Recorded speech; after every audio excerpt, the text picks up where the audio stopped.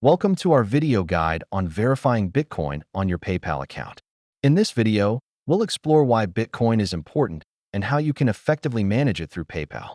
First things first, if you don't have a PayPal account, you need to create one. Let's go through the process of setting up your account for Bitcoin transactions. Now, let's dive into the step-by-step guide on how to add Bitcoin to your PayPal account.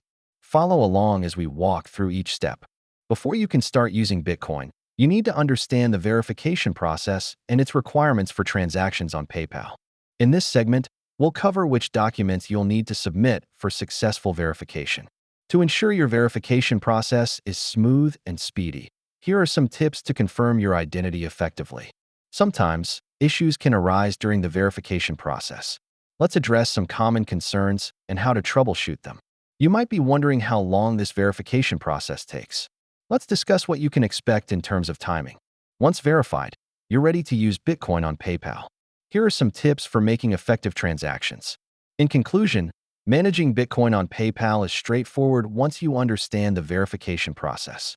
Thanks for watching, and best of luck with your transactions.